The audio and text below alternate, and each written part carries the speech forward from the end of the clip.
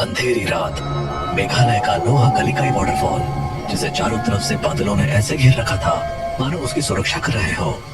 रात के अंधेरे में झरने की आवाज ऐसे महसूस होती थी जैसे किसी दानव को जंजीरों में जकड़ रखा हो और वो छुड़ाने की कोशिश कर रहा हो।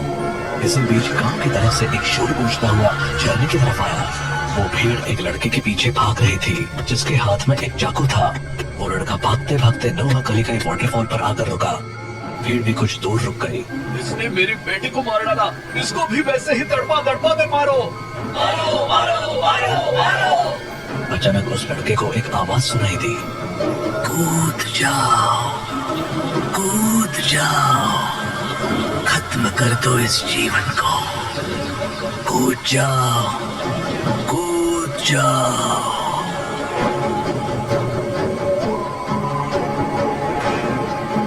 वो भूतिया झरना है, हम वहाँ नहीं आएंगे। इधर आजा चुपचाप। वो भीड़ क्या चिल्ला रही थी उस लड़के को कुछ सुनाई नहीं दे रहा था।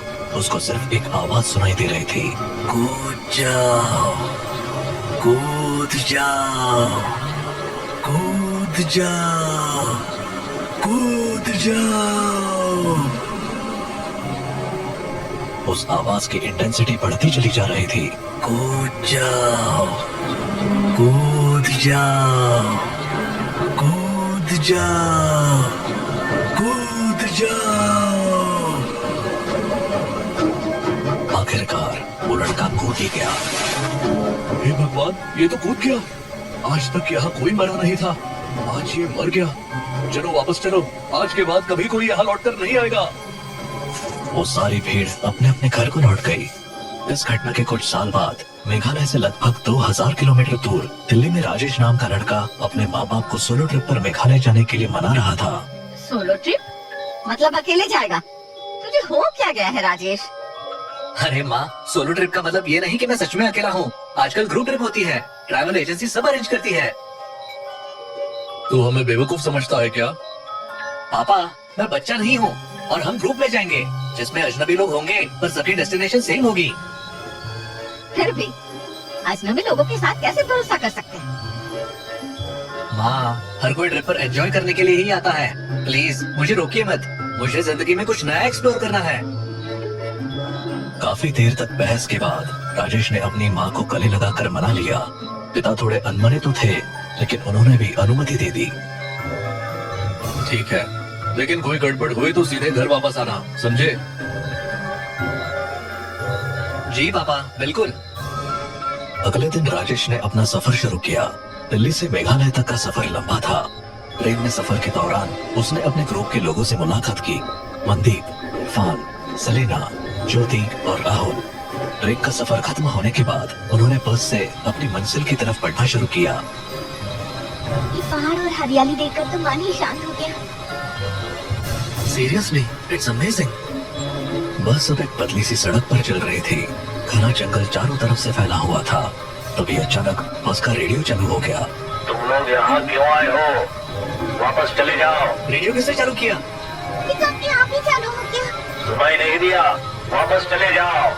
ड्राइवर ने रेडियो बंद करने की कोशिश की लेकिन वो बंद नहीं हुआ। सभी सहम गए। ये क्या मजाक है? कौन कर रहा है ये सब? ये कोई मजाक नहीं है, ये जगह भूतिया है। मैंने पहले भी सुना है कि यहाँ अजीब चीजें होती है। तभी रेडियो बंद हो गया और बस की लाइट्स भी एक पल के लिए बंद हो गई। अंधेरे में सब एक दूसरे को पकड़कर बैठे रहे। ये क्या था? ड्राइवर साहब, ये आपकी कारस्तानी तो नहीं है? री रिकॉर्डेड ऑडियो बजा रहे हो? इरफान मियाँ, आपने तो हमारी चोरी पकड़ ली। मैं तो बस सफर का रोमांच बढ़ाने की कोशिश कर रहा था। रोमांच की जगह आपने हमारे दिल की धड़कन बढ़ा दी। ये तो मजाक था, पर उन लोगों को पता नहीं था कि ये तो शुरुआत थी। असली खौफ तो अभी बाकी था। सुबह का समय था और चेरापूंजी की ताजी हवा में एक अलग ही जादू था। बस से उतरते ही उनका स्वागत गाइड डेविड ने किया। आप लोग चेरापूंजी की असली खूबसूरती देखने आए हैं तो यकीन मानिए ये सफर आपको हमेशा याद रहेगा। लेकिन याद रखना, प्रकृति जितनी खूबसूरत है उतनी खतरनाक भी। आप तो शुरुआत में ही डरा रहे हैं। डरना मत, मैं साथ हूँ। चलिए चले। डेविड उन्हें एक एक जगह लेकर गया। हरियाली, अनगिनत झरने और लगातार गिरती बारिश ने उन सबको मंत्रमुग्ध कर दिया। बादलों के पीछे चलते हुए उन्हें ऐसा लग रहा था जैसे वो किसी जादुई दुनिया में आ गए हों। ये जगह तो सपनों जैसी है, मैं यही रहना चाहती हूँ। यहाँ सिर्फ घूमने में मजा है, रहना मुश्किल है। हमेशा बारिश जो होती है। जो भी हो, ये सफर जिंदगी भर याद रहेगा। घूमने के बाद वो एक छोटी सी ढाबेनुमा जगह पर बैठे।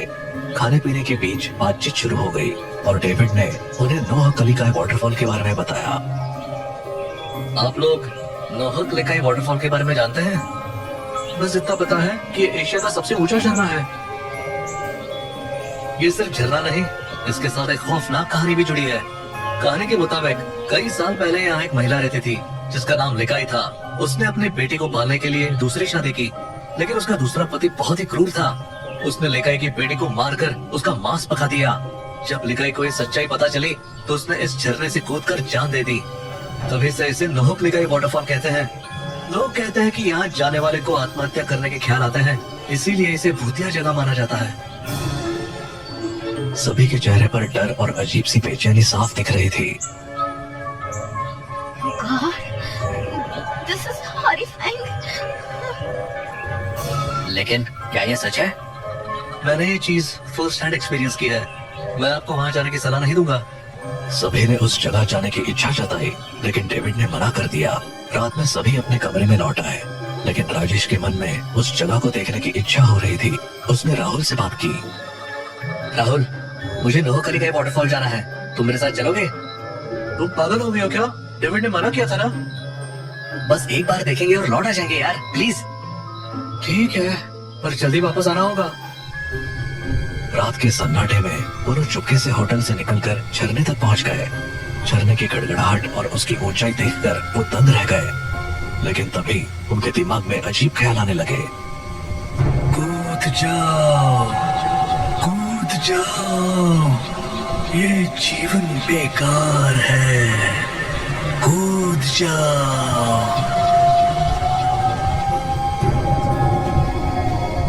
राजेश, ये आवाज सुन रहे हो ना? हाँ, हमें यहाँ से निकलना चाहिए। राजेश ने वहां से हटने की कोशिश की, लेकिन राहुल वहीं रुक गया। राहुल, चलो यहाँ से।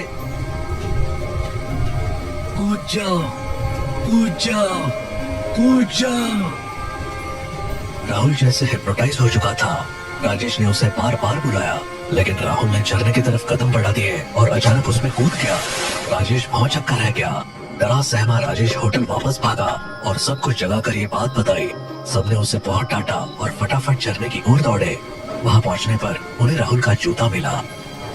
ये क्या हो गया? हमने सुना था लेकिन यकीन नहीं था, ये सच है। तभी सबके दिमाग में वही आवाज गूंजने लगी। कूद जाओ, कूद जाओ।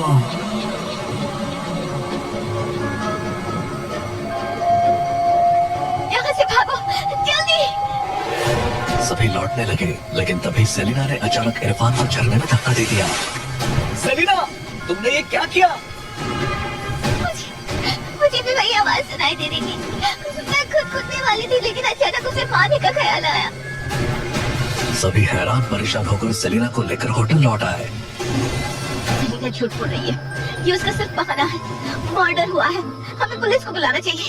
हाँ, सच पता चलेगा। ये कत्ल है, इसे छुपा नहीं सकते। मैं सच कह रही हूँ, वो आवाज मेरे दिमाग में गूंज रही थी। मुझे नहीं पता चला मैंने क्या किया। रुकिए, आप लोग समझ नहीं रहे हैं।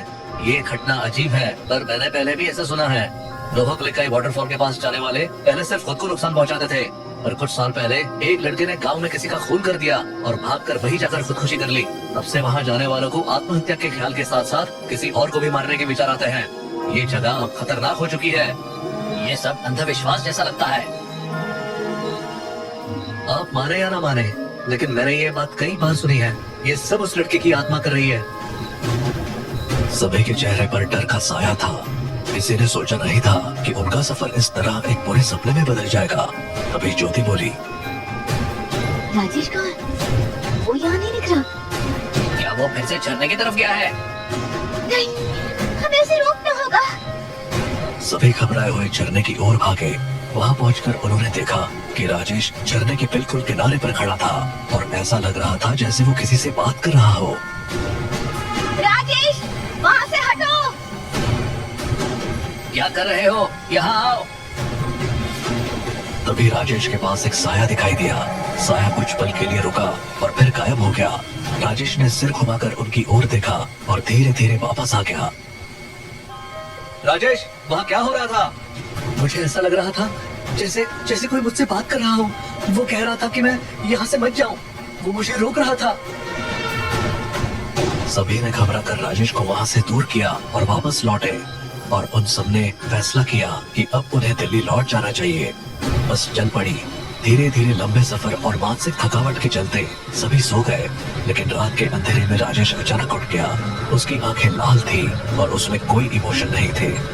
वो अपनी जेब से एक चाकू निकालकर धीरे धीरे अपने साथियों की तरफ बढ़ा। तुम सबको जाना होगा। तुम सबको जाना होगा। राजेश ने एक एक करके सभी को चाकू मारना शुरू कर दिया। उनकी चीखें सुनने वाला ड्राइवर के सिवा कोई नहीं था। ये लड़का पागल हो चुका है। ये आत्मा का खेल है। इसे रोकने का एक ही तरीका है। राजेश जब ड्राइवर की तरफ बढ़ा तो ड्राइवर ने बस को रोकने की बजाय तेज रफ्तार से चलाते हुए उसे सीधा खाई में गिरा दिया। बस एक जोरदार धमाके के साथ नीचे गिरी। उन भर में आग की लपटों में गिर गई। राजेश, ड्राइवर और बाकी सभी की मौत हो गई।